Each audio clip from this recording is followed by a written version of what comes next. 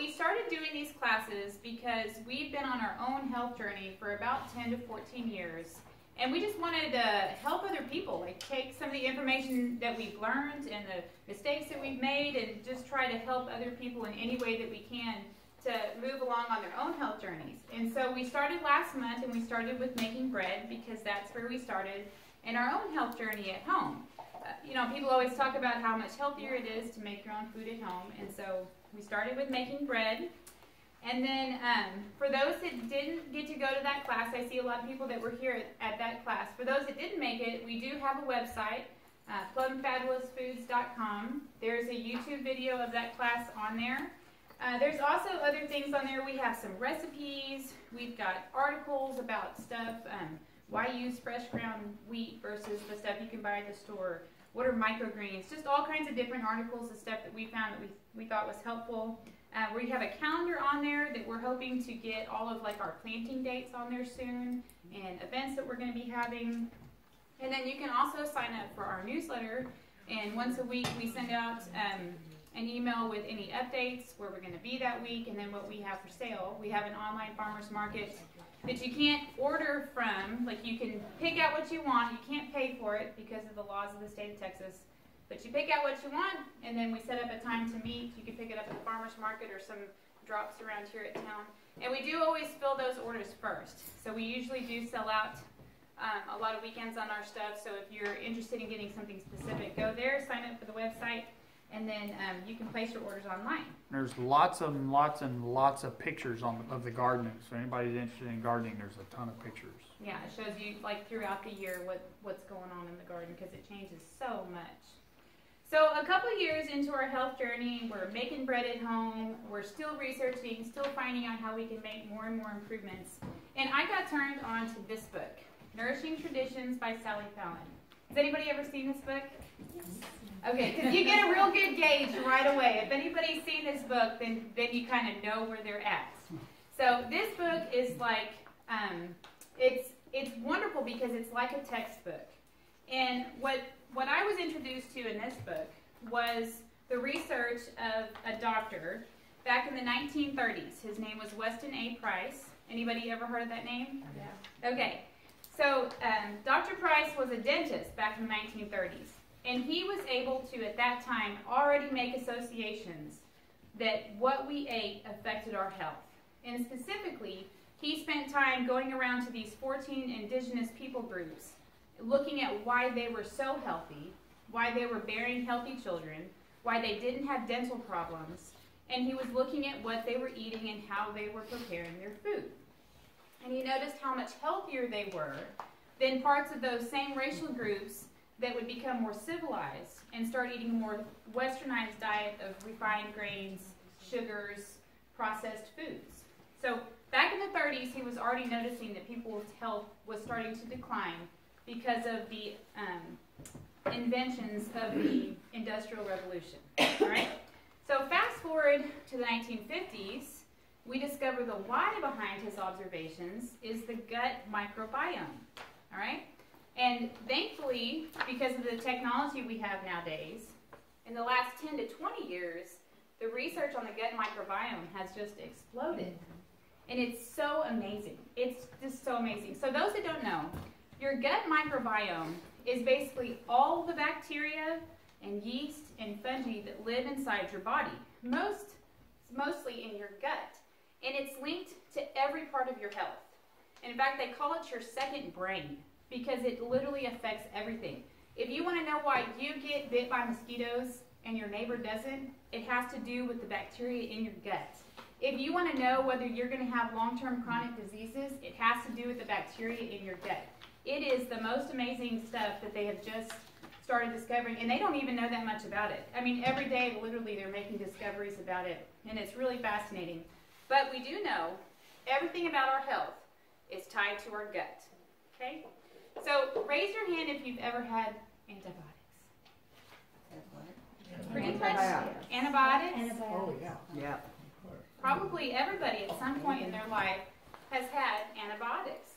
And the point of antibiotics is to kill bacteria. And unfortunately, when you take antibiotics, a 5-day treatment of your most basic antibiotic will kill 1/3 of your gut microbiome. And it can take up to 5 years to restore it. And some of those organisms will never return. Really, it's daunting to think about it. So when you take an antibiotic, they often tell you to take a probiotic while you're taking it, right? Mm-hmm. And a probiotic is meant to help reestablish that good gut bacteria. Some of the research I've looked at have said that even more beneficial than a probiotic, a pill, because we love to take a pill to fix everything, even more beneficial than taking the probiotic pills is to eat food that has the good bacteria on it. It does more good in your system than taking the probiotics, even the best probiotics. So what we want to look at tonight is how to get food that has the good bacteria that our gut needs, right? Because the reason we get sick is we have too much of the bad bacteria and not enough of the good bacteria, right? Does everybody can agree with that? So the really neat thing about what Dr. Price discovered was that pre-industrial revolution, back before we had refrigerators and freezers and canners and electricity, how did people keep their food from spoiling? They fermented it. They used lactofermentation to keep their food from spoiling. They would increase the good bacteria on their food. The good bacteria would kill off the bad bacteria. And not only was that how they were preserving their foods, but when you have fermentation, you actually are increasing the vitamin content of your food. Your vitamin B goes up, your vitamin C goes up, you're getting all this good stuff. So there's so many benefits to having fermented foods. And there's more in the handouts about why fermentation is so important, and I encourage you to read it. I had a really hard time squeezing down everything I wanted to explain about fermentation to you guys because it's so important. It's just fascinating once you start learning about, like, grains. All grains are seeds. Nuts are seeds. Cereal crops are seeds. That's the part of the plant that you're eating is the seed. Okay? So in nature, the way seeds survive is they have phytic acid and they have enzyme inhibitors. It's what coats the seed to keep it from growing until the conditions are proper when it's out in nature, right? So when animals eat seeds out in nature, they have sometimes up to 4 stomachs to process that kind of food. We don't. So what people did before the Industrial Revolution is they're eating seeds in a way that they've already been pre-digested. They're either soaking them, souring them, or sprouting them. Those are the 3 ways to help seeds pre-digest before you eat them. And when you're doing that, you're taking away the phytic acid and the enzyme inhibitors that are not really great for us because phytic acid binds to minerals in your body. So if you're eating a lot of wheat that hasn't had the phytic acid removed, it's actually going to suck some of the minerals out of your system. The enzyme inhibitors that are in seeds are meant to protect the seed while it's in nature, but when you eat it, it actually takes some of your digestive enzymes away to help process that food. So not only are we not getting the full mineral content that we could be from those seeds, but it's also having a negative effect on our health. So about the 1950s, we discovered that we could sift the germ and the bran away from flour and make white flour. And it was fabulous because white flour had a really long shelf life, right? It could sit on the shelves, they could ship it farther. We started seeing more and more grocery stores. Farms are going to monoculture instead of growing all these diverse crops. And then we noticed that there was a downside to that. There were some health problems that people were having that they linked back to not getting that whole grain. So now we know everybody eats whole grain, right? Whole grain's good for you. The problem is we've shifted back to whole grain, but we're not eating our whole grains the way that our ancestors did before the Industrial Revolution, okay? So before we had the way that they harvest crops nowadays, which is called desiccation, that's where when the wheat crop or any kind of cereal crop is ready to be harvested, it's ready. They go out and they spray it with Roundup. It dies very fast, and they're able to harvest it and put it in the barn, okay? That's how they do it nowadays. In the old days, they would harvest it, it would sit in the fields and dry out, and then they would put it in the barn.